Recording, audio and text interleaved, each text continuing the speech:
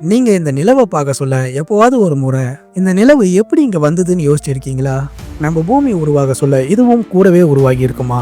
இல்லனா நம்ம பூமி மேல ஒரு ஆஸ்ட்ராய்டு மோதி அது மூலியமா இந்த நிலவு உருவாகி இருக்குமா? நிலவு எப்படி உருவாகி இருக்குன்னு சில தியரிகளை தான் இந்த வீடியோல பார்க்க போறோம். Welcome to space bird. நிலவு 100% இப்படி தான் உருவாகி இருக்குன்னு நம்ம யாராலையும் சொல்ல முடியாது. ஏன்னா நம்ம யாருமே நிலவு உருவானதை பார்க்கல, அது பார்க்க வாய்ப்பும் இல்லை. அதே சமயம் நம்ம கிட்ட நிலவு எப்படியெல்லாம் உருவாக வாய்ப்பு இருக்குன்னு சில தேடி இருக்கு. கோஃபார்மேஷன் தேடி. இந்த கோட்பாடு படி பார்த்தீங்கன்னா நிலவும் பூமியும் ஒரே சமயத்தில் உருவாகி இருக்கணும். அதாவது 4.5 பில்லியன் ஆண்டுகளுக்கு முன்னாடி நம்ம பூமி எப்படி புரோட்டோபிளானட்டரி டிஸ்க் மூலியமா உருவாகுச்சோ அதே போல நிலவும் புரோட்டோபிளானட்டரி டிஸ்க் மூலியமா உருவாகி இருக்கும். ரெண்டும் பக்கத்துல உருவாகி இருக்கும் அப்படின்னு இந்த கோட்பாடு சொல்லுது. புரோட்டோபிளானட்டரி டிஸ்க் அப்படின்னா என்னன்னு கேட்டீங்கன்னா, நம்மளோட சூரியன் உருவாகி செட்டில் ஆனதுக்கு அப்புறமா மீதம் இருக்கக்கூடிய டஸ்ட் எல்லாமே ஒன்னோட ஒன்று மோதி அதை சுற்றி இருக்கக்கூடிய டஸ்ட் அண்ட் பார்ட்டிகல்ஸை இதோட கிராவிட்டியால தனக்குள்ள இழுத்துக்கிட்டு கிரகமா மாறுச்சு. இந்த ஃபார்மேஷன் சிஸ்டம் தான் புரோட்டோபிளானட்டரி டிஸ்க்னு சொல்லுவாங்க. இந்த கோஃபார்மேஷன் தேரி படி நிலவும் பூமியும் ஒரே சமயத்தில் உருவாகி இருந்தா நிலவும் நம்ம பூமியை போல தானே இருந்திருக்கும் அப்படின்ற கேள்வி நமக்குள்ள வரும். இதுக்கு அவங்க என்ன சொல்றாங்கன்னா, நிலவு ஆரம்பத்துல பூமியை போல இருந்திருக்க வாய்ப்பு இருக்கு, ஆனா காலப்போக்கில் நிலவு மாறிடுச்சு அப்படின்னு சொல்றாங்க. இந்த கோட்பாடு எல்லாராலையும் ஏத்துக்கப்பட்டுதான்னு கேட்டீங்கன்னா கண்டிப்பா இல்லை. ஏன்னா இதுல நிறைய குழப்பங்கள் இருக்கு. இப்ப பூமியும் நிலவும் ஒரே சமயத்துல உருவாச்சுன்னா ரெண்டுத்தோட மையத்திலயும் ஒரே மாதிரி தானே அயன் கோர் இருக்கணும். ஆனா பூமியை கம்பேர் பண்ண சொல்ல நிலவுக்கு ரொம்பவே கம்மியான அமௌண்ட் ஆஃப் அயன் கோர் தான் இருக்கு. அடுத்து ஃபிஷன் தேரி. இந்த கோட்பாடு படி பார்த்தீங்கன்னா பூமியோட ஆரம்ப காலத்துல நிலவு பூமியோட ஒரு பகுதியா இருந்து பூமி சுத்துற வேகத்துல நிலவு பிரிஞ்சு போயிருக்கலாம் அப்படின்னு சொல்றாங்க. ஆனா இந்த ஃபிஷன் தேரிக்கு போதுமான ஆதாரங்கள் இல்லை. ஒருவேளை இந்த தேரி உண்மையா இருந்தா நிலா நம்மளுடைய சுற்றுப்பாதையில பூமியை சுத்தி வந்திருக்கணும். ஆனா அப்படி நடக்கல. அதை விட முக்கியமான விஷயம் என்னன்னு பாத்தீங்கன்னா, பூமி தனக்குள்ள இருக்கிற ஒரு பொருளை தூக்கி வீசுற அளவுக்கு வேகமா சுத்தல அப்படின்னு விஞ்ஞானிகள் சொல்றாங்க. இந்த தேரி உண்மையா இருக்க வாய்ப்பு இல்லைன்னு இது போல நிறைய காரணங்கள் இருக்கு. அடுத்து கேப்சர் தேரி. இந்த தேரியை டெவலப் பண்ணது ஹாரோல்ட் சி யூரி. இவர் என்ன நினைச்சாருன்னா, நம்ம சூரிய குடும்பத்துல நிலவு போல நிறைய நிலவுகள் இருக்கணும், அதுல ஒண்ணு பூமியை நோக்கி வர சொல்ல பூமி புடிச்சு வச்சுக்கிட்டதாகவும் நம்பினாரு. ஆனா இந்த கோட்பாடையும் பெருசா நம்புற மாதிரி இல்லை. ஏன்னா ஒரு பொருள் ஸ்பேஸ்ல இருந்து பூமியை நோக்கி வர சொல்ல ஒன்று அது பூமி மேல மோதும், இல்லைனா பூமியோட சுற்றுப்பாதையிலேருந்து வெளில போயிடும். அப்படியே அது பூமியோட கிராவிட்டியில லாக் ஆனாலும் நிலவு பூமியை நோக்கி தான் கொஞ்சம் கொஞ்சமா நகரமே தவிர பூமியை விட்டு வெளில போகாது. இப்ப செவ்வாய் கிரகத்துல இருக்கக்கூடிய 2 நிலவுல ஒன்னான போபோஸ் இன்னும் 50 மில்லியன் வருஷத்துல செவ்வாய் கிரகத்து மேல மோத போகுது. ஒருவேளை இந்த கேப்சர் தேரி உண்மையா இருந்தா நிலவும் இதே போல பூமி மேல மோதும். ஆனா நம்மளோட நிலவு நம்ம பூமியை விட்டு வருஷத்துக்கு 3.82 சென்டிமீட்டர் நகர்ந்து போயிட்டு இருக்கு. ஸோ இந்த தேரியும் எல்லாராலையும் ஏத்துக்கக்கூடிய ஒன்னா இல்ல. ஃபைனலி எல்லாராலும் ஏத்துக்கப்பட்ட ஒரு தேரினா ஜெயிண்ட் இம்பாக்ட் ஹைபோதீசிஸ். இந்த கோட்பாடு படி பார்த்தீங்கன்னா 4.5 பில்லியன் ஆண்டுகளுக்கு முன்னாடி நம்ம சூரிய குடும்பம் உருவாகிற காலகட்டத்தில் நம்ம பூமியும் உருவாகிட்டு இருந்த அந்த சமயத்தில் செவ்வாய் கிரகம் சைஸுக்கு ஒரு பிளானட் நம்ம பூமி மேலே மோதி இருக்கும். இந்த பிளானட்டரி பாடியை தான் தீயான்னு சொல்கிறாங்க. ஆனால் இந்த தீயா ஸ்பேஸில் எங்கேருந்து வந்திருக்குன்றத பற்றி எந்த ஐடியாவும் இல்லை. இதுக்கு ஏன் தீயான்னு பேர் வந்ததுன்னா, கிரீக் மித்தாலஜி நிலவு கடவுள் செலினோடைய அம்மாவோட பேர் தான் கிரீக் டைட்டன் தியா. நம்ம நிலவு உருவாக இந்த பிளானட் ரீசனாக இருந்ததுனால இந்த பேர் அதுக்கு வச்சிருக்காங்க. இந்த தீயா நம்ம பூமி மேல மோதினதுனால மிகப்பெரிய பாதிப்பு ஏற்பட்டிருக்கு. எந்த அளவுக்குன்னு பாத்தீங்கன்னா, அந்த தீயாவோட மையத்துல இருந்த அயன் கோர் நம்ம பூமியோட மெர்ஜ் ஆகிற அளவுக்கு மிகப்பெரிய பாதிப்பை ஏற்படுத்தி இருக்கு. அந்த டைம்ல பூமியை சுத்தி டஸ்ட் வலையுமே உருவாகி இருக்கு. தீயா பூமியில மோதினதுக்கு அப்புறமா 2 பெரிய பாறைகளா பிரிஞ்சிருக்கு. அதுல பெருசா இருக்கிறத பூமி தனக்குள்ள இழுத்து பூமியோட சைஸ் எக்ஸ்டெண்ட் ஆயிடுச்சு.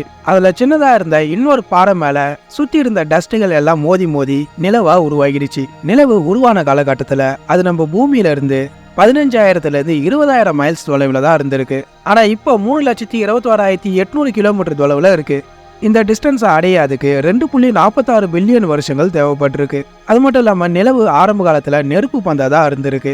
இப்போவும் அதோடைய ஒரு பக்கம் டார்க் ரீஜியனா இருக்கு. அந்த ரீஜியனுக்கு மரியான்னு பேர் வச்சிருக்காங்க. நிலவு உருவான காலகட்டத்தில் அந்த ரீஜியன்ல அதிகப்படியான எரிமலை வெடிப்புகள் ஏற்பட்டிருக்கு.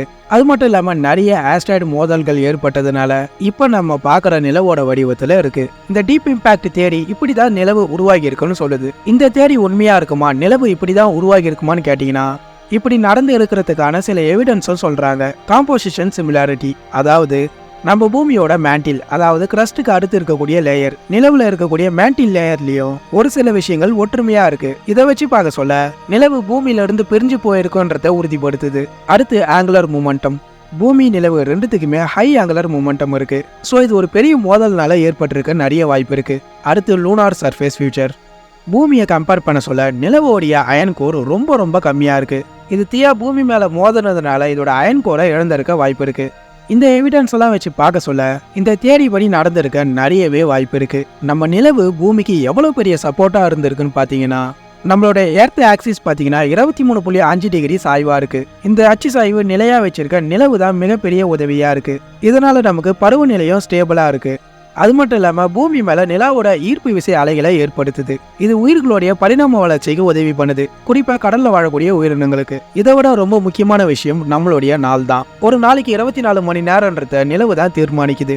ஏன்னா நம்ம பூமியோட சுழற்சி வேகத்தை கண்ட்ரோல் பண்றதுல நிலவுக்கும் பெரிய பங்கு இருக்கு. ஒருவேளை நமக்கு நிலவுன்னு ஒன்று இல்லாமல் இருந்திருந்தா நம்மளுடைய ஒரு நாள்ன்றது 6லேருந்து 12 மணி நேரத்துக்குள்ளதான் இருந்திருக்கும்.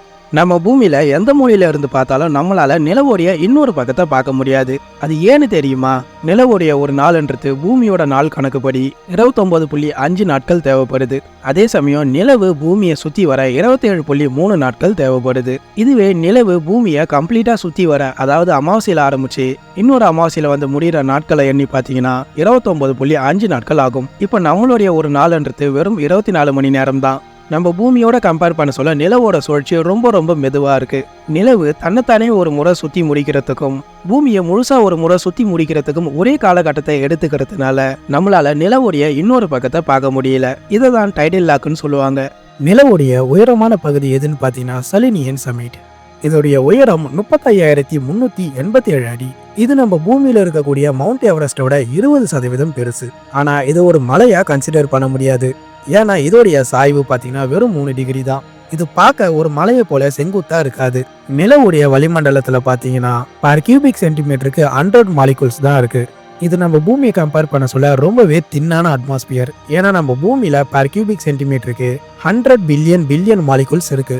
ஒருவேளை நிலவுடைய சர்ஃபேஸ்ல உங்களுடைய கால் தடத்தை நீங்க பதிச்சுட்டு வந்தீங்கன்னா அது மறைய பல நூற்றாண்டுகள் ஆகும். ஏன்னா நிலவுல காத்து கிடையாது, அதை தாண்டி பருவகாலமும் கிடையாது. நிலவுடைய டெம்பரேச்சர் பார்த்தீங்கன்னா பகல்ல 134 டிகிரி செல்சியஸ் இருக்கும். அதே சமயம் இரவுல -153 டிகிரி செல்சியஸ் இருக்கும். சூப்பர் மூன் அப்ப நிலவு 14% பெருசாகவும் 30% பிரைட்டாகவும் தெரியும். அது ஏன் தெரியுமா? நிலவு இயல்பை விட நம்ம பூமிக்கு கொஞ்சம் க்ளோஸான டிஸ்டன்ஸ்ல இருக்கும். நிலவுடைய டிஸ்டன்ஸ் பார்த்தீங்கன்னா நம்ம பூமியில இருந்து 3,84,400 கிலோமீட்டர். இதுவே சூப்பர் மூன் அப்ப நிலவு 3,63,300 கிலோமீட்டர் தொலைவில் இருக்கும். இதுதான் பெரிஜின்னு சொல்லுவாங்க. அதே சமயம் நிலவு பூமியை விட லாங் டிஸ்டன்ஸ் எதுன்னு பார்த்தீங்கன்னா 4,05,500 கிலோமீட்டர். இந்த டிஸ்டன்ஸை அப்போஜின்னு சொல்லுவாங்க. நிலவை பற்றின ஆராய்ச்சிகள் இன்னி வரையும் தொடர்ந்து நடந்துகிட்டே இருக்கு. இன்னமும் நிறைய விஷயங்கள் எதிர்காலத்தில் இந்த நிலவை பற்றி நமக்கு தெரிய வரும். இதுக்கு முந்தின பதிவில் பூமியில உயிர்கள் எப்படி உருவாச்சு, நம்ம சூரிய குடும்பம் எப்படி உருவாச்சு, நம்மளுடைய பிரபஞ்சம் எப்படி உருவாச்சுன்றத பற்றிலாம் பார்த்தோம். அடுத்ததா ரொம்பவே இன்ட்ரெஸ்டிங்கான டாப்பிக்கை பார்க்க போகிறோம். நம்மளுடைய பூமி எப்படிலாம் அழிய வாய்ப்பு இருக்கு, அப்படி அழிஞ்சா மனுஷங்களோட நிலைமை என்னவாகும், இதை பற்றி பார்க்க போகிறோம். ஸோ நம்ம தொடர்ந்து பயணிப்போம். மறக்காம நம்ம சேனலை சப்ஸ்கிரைப் பண்ணுங்க.